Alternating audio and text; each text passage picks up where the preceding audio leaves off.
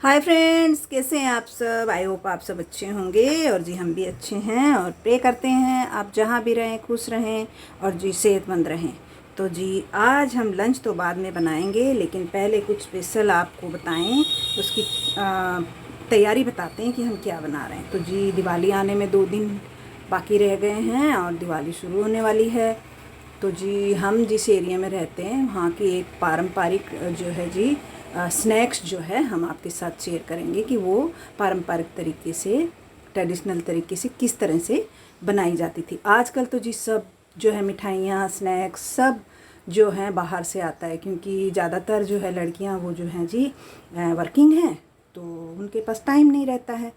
तो इसके लिए सब जो है स्वीट्स और स्नैक्स सब बाहर से लेके आते हैं। लेकिन कुछ हैं गृहिणियाँ जो अभी भी जो है इस पारंपरिक जो है जी रेसिपियों को अपने त्योहारों पे बनाती हैं। तो हम भी जी पहले बहुत बनाते थे, हमारे बच्चे जब छोटे थे हमारे साथ रहते थे तो हम बहुत बनाते थे। लेकिन अब जो है इतना ज़्यादा स्नैक्स और ये सब स्वीट्स खाने में भी नहीं होता है, लेकिन फिर भी हम थोड़ा थोड़ा पूजा के लिए ज़रूर बनाते। तो चलिए जी आज जो है हम उसकी पहले से तैयारी करनी होती है, तो वो तैयारी जो है कैसे करनी है वो आपके साथ शेयर करते हैं। तो चलिए जी आपके साथ शेयर करते हैं।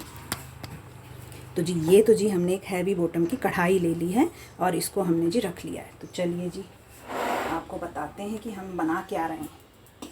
तो जी हम एक स्नैक्स बना रहे हैं, उसको हमारे यहाँ पे जी चकली बोला जाता है। एक नमकीन जो है जी स्नैक्स है, उसको चकली कहते हैं।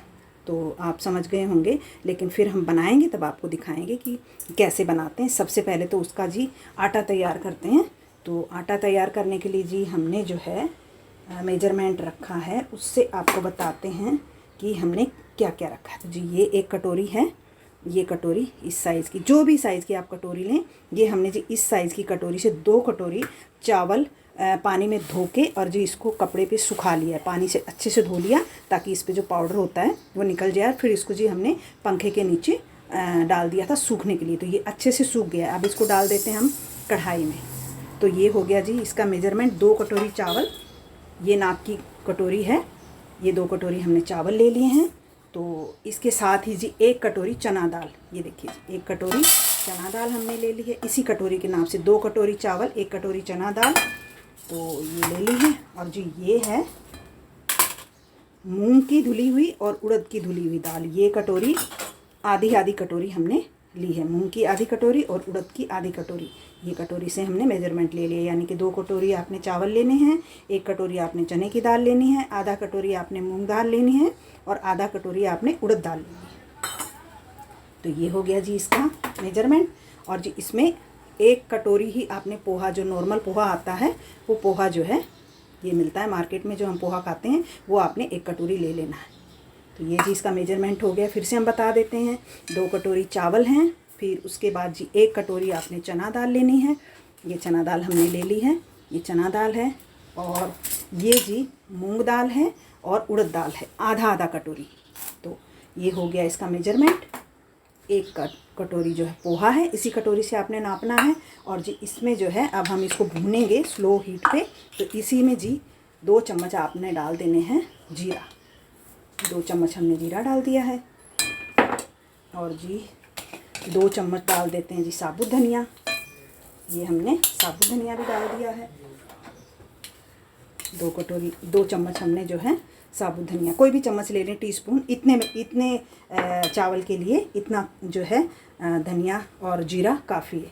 और जी इसमें जो है आधा चम्मच डाल देते हैं हम अजवाइन, ये देखिए, ये आधा चम्मच हमने डाल दिया अजवाइन। अजवाइन थोड़ी सी डाल लें, तो ज़्यादा नहीं डालनी अजवाइन। तो ये जी हमने सारी चीज़ें डाल दी हैं। अब इनको क्या करना है, आपको स्लो हीट पे जो है जी सुनहरा होने तक भूनना है, जलाना नहीं है और कच्चा भी नहीं रखना है। ये आपको पहले चावल भून लेने हैं, इसके साथ ही आपने, क्योंकि ये एक ही चावल और मूंग दाल और उड़द दाल साइज़ में सेम होते हैं, तो इनको आप साथ में भून लें। और चना दाल जो है वो मोटी होती है, तो वो जी भुनेगी नहीं, उसको आप बाद में भूनें। तो ये चना दाल जो हमने रखी है इसको हम बाद में भूनेंगे, पहले इसको भून लेते हैं। ये जो हमने चावल, उड़द दाल, मूंग दाल और जी धनिया और जीरा हमने डाला, इसको हम अच्छे से भून लेते हैं। सुनहरा होने तक, दाल को भी जो है सुनहरा होने तक भून लेंगे। तो ये भून के जी ठंडा करके इसका बनाना है आटा।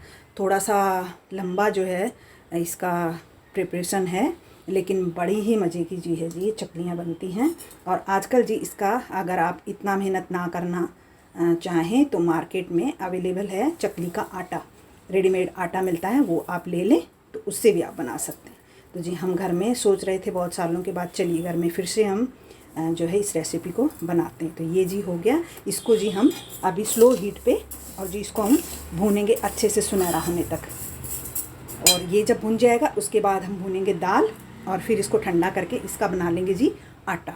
तो आटा बनाने के बाद जब हम कल चकली बनाएंगे तब आपको दिखाएंगे कि वो आटा हमारा किस तरह का बना, और फिर उसमें हम क्या क्या डाल के चकली बनाएंगे वो जी हम नेक्स्ट वीडियो में बताएंगे। ये तो हमने सिर्फ इसका प्रिपरेशन आपको बताया कि इस तरह से आप घर में अगर आप आटा बनाना चाहें तो आप घर में आटा बना सकते हैं। अगर आप चक्की पे दें तो इसी तरह से भून के आप दे दें, बहुत ही मज़े की चकली आपकी बनेगी।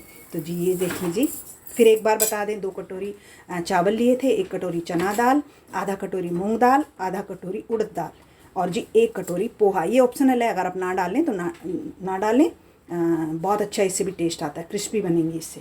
तो ये जी इसका मेजरमेंट है। आई होप आपको समझ में आ गया होगा। तो मिलते हैं जी फिर इसको बनाने के टाइम पे।